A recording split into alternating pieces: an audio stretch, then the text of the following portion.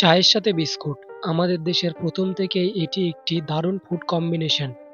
শিশু থেকে কিশোর, কিশোর থেকে বৃদ্ধ, প্রায় সকলের মানুষেরই একটি পছন্দের তালিকায় থাকে এই বিস্কুট। এছাড়াও আমরা জরুরি খিদে মেটাতে বিস্কুটের ব্যবহার করে থাকি। কিন্তু আপনি কি কখনো লক্ষ্য করেছেন বিস্কুট খাওয়ার সময় যে বিস্কুটের গায়ে এরকম ছোট ছোট ছিদ্র কেন থাকে?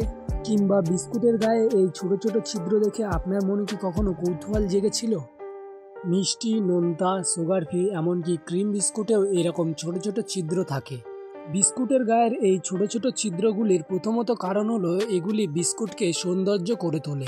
কিন্তু সব ধরনের বিস্কুটে এইরকম সৌন্দর্যের জন্য ছিদ্র রাখা হয় না। বর্তমানে হাইটেক যন্ত্র দিয়ে বিস্কুট তৈরি করা হয়, সেই কারণে এই যন্ত্রগুলিতে সঠিক পরিমাপ আনার জন্য এইরকম ছিদ্র করা হয় এবং এই ছিদ্র করার পর বিস্কুটটি অনেক কুড়মুড়ে এবং সুস্বাদু হয়ে থাকে। এবং বিস্কুটের গায়ের ছিদ্র থাকার দ্বিতীয়ত কারণ হলো এটির তাপ বাইরে বের করা।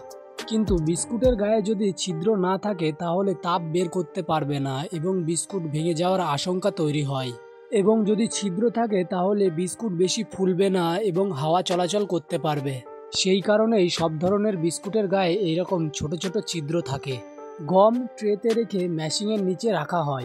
তারপরে শুরু হয় বেকিংয়ের কাজ। ডো তৈরি হয়ে যাওয়ার পর ডোটাকে যখন ম্যাশিংয়ের উপরে রাখা হয়, ম্যাশিং তখন বিস্কুটের আকার দিয়ে প্রথমে বিস্কুটটিকে ছিদ্র করতে থাকে।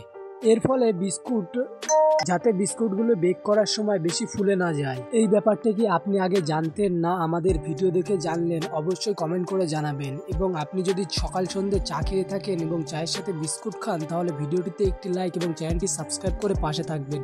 দেখা হচ্ছে অন্য কোনো ভিডিওতে। তো ততক্ষণ ভালো থাকবেন, সুস্থ থাকবেন। ধন্যবাদ।